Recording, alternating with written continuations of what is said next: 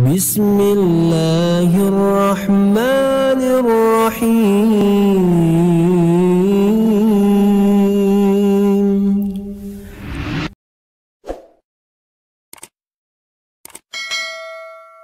Dan doa ini sangat sensitif. 3 isi doa ini. Yang pertama, raghima anfuh. Istilah raghima anfuh dalam bahasa Arab tanda kehinaan. Jadi kalau ada orang mau di masa jahiliyah sampai berlaku sampai ke masa Rasulullah SAW, ketika ada orang menghina seorang lain, dia berkata raghima anfuh. Apa itu raghima anfuh? Anfuh itu bahasa Arab hidung. Jadi seolah-olah hidungmu tercampur dengan tanah dan pasir. Itu tanda kehinaan. Maka malaikat Jibril berkata, raghima anfuh, fantas dihina oleh Allah. Kalau saya artikan, fantas dihina oleh Allah SWT. Man adraka Ramadan walam yughfar lah. Fantas dihina oleh Allah yang bertemu Ramadan tapi tidak diampuni Allah. Nabi Muhammad berkata amin. Makanya fantas. Doa malaikat Jibril dihina oleh Allah yang bertemu Ramadan tapi tidak diampuni. Kalau tidak diampuni di bulan Ramadan, kira-kira kapan diampuni lagi? Ramadan bulan ampunan, rahmat, bebas dari neraka, tapi dia tidak dapat apa-apa sama sekali. Apa sebabnya? Karena dia orang yang lalai di bulan Ramadan. Kalau di bulan Ramadan aja bisa lalai, kira-kira di mana bulan-bulan yang lain? Makanya fantas dihina oleh Allah Subhanahu wa taala.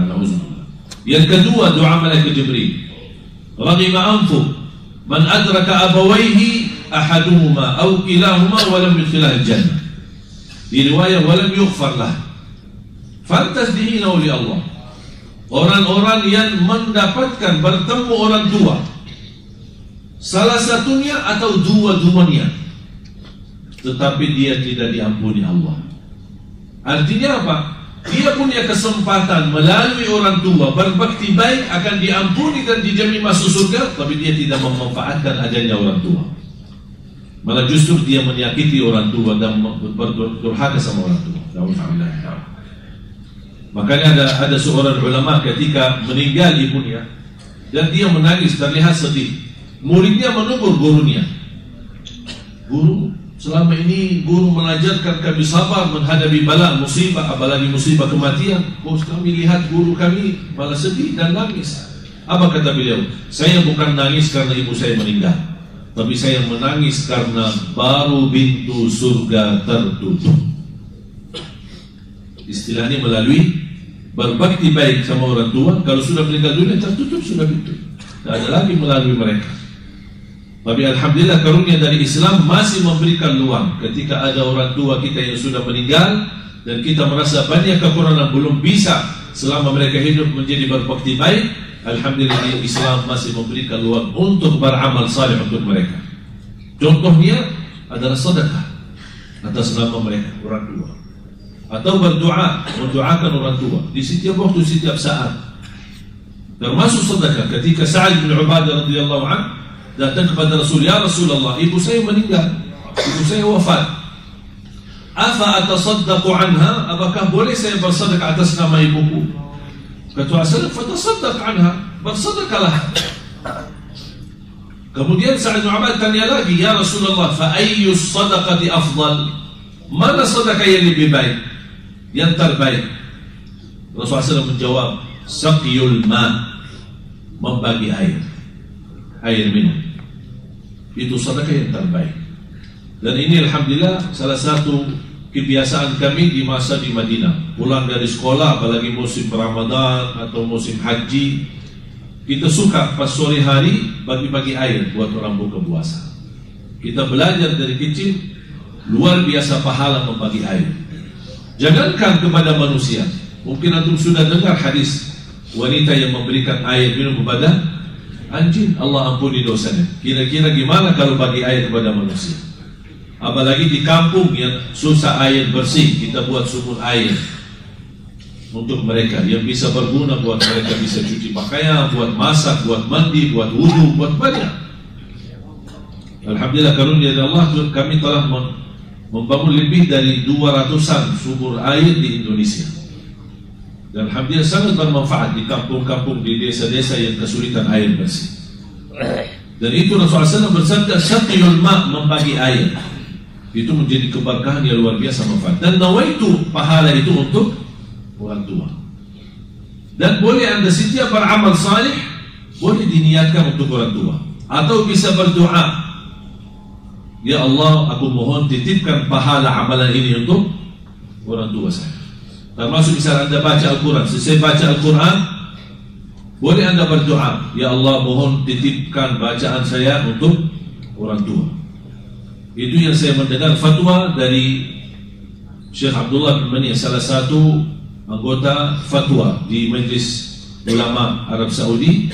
Beliau berkata, ketika ditanya apakah bermanfaat kita kirimkan amalan-amalan untuk orang yang sudah wafat,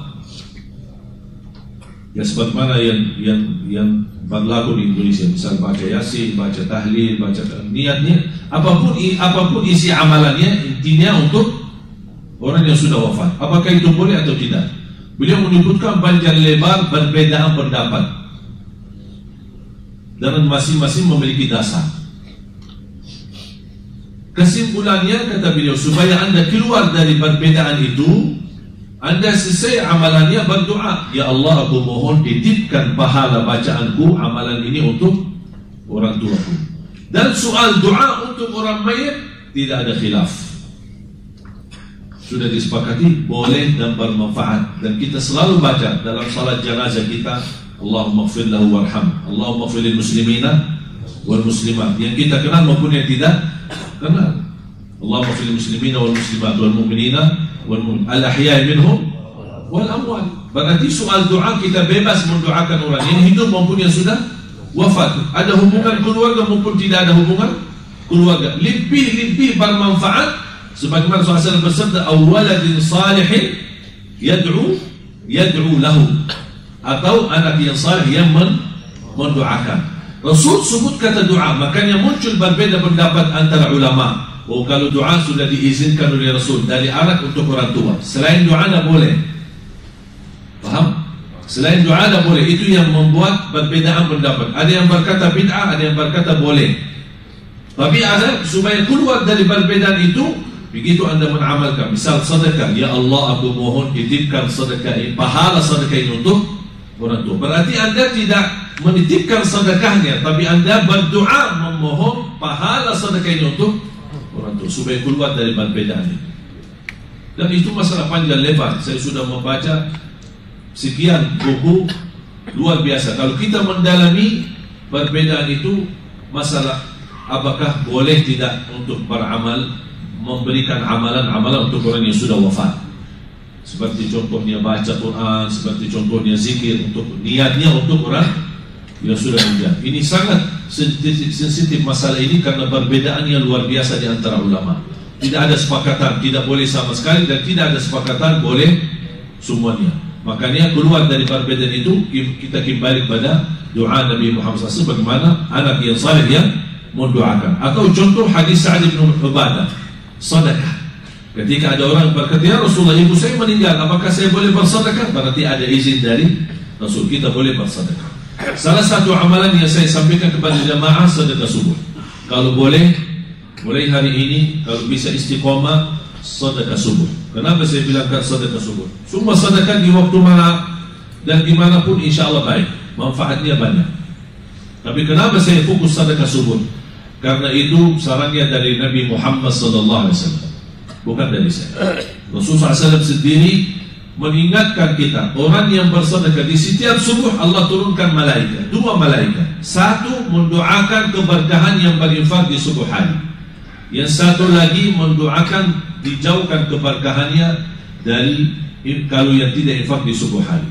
Makanya subhanallah, saya mendapatkan pelajaran, dan banyak jamaah mengamalkan amalan ini untuk hajatnya, untuk kesembuhannya, untuk apa saja, luar biasa mendapatkan keberkahannya dan balasannya dari Allah SWT. Sedekah subuh, begitu anda isi, boleh berdoa. Yang saya boleh sebutkan, sedekah disertai doa. Itu namanya at-tawassul bil amal salih. Dan banyak contohnya di hadis-hadis Rasulullah SAW. Misal contoh, kita salat malam, habis salat malam berdoa, Tawassul kepada Allah, ya Allah dengan berkahnya salat malam, ya Allah seandainya diterima salat malamku, ya Allah berikan kemudahan. Ketika anda bersedekah subuh hari, ya Allah dengan berkah sedekah ini kabulkan hajatku. Ya Allah dengan berkah sedekah ini ibu saya sedang menderita sakit, sembuhkan penyakitnya. Ya Allah dengan berkah sedekah ini saya sedang melamar kerjaan, ya Allah jadikan ini kemudahan bagi saya. Ya Allah dengan berkah sedekah ini, ya Allah berikan kemudahan jodoh.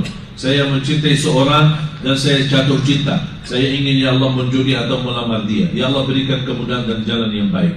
Ya, semua ketika bersedekah disertai doa. Sedekah subuh maupun sedekah di waktu-waktu lain. Seperti kebiasaan ada orang yang sedekah di kota amal, di masjid, di majlis ta'lim atau di hari Jumat. Intinya jangan lupa berdoa.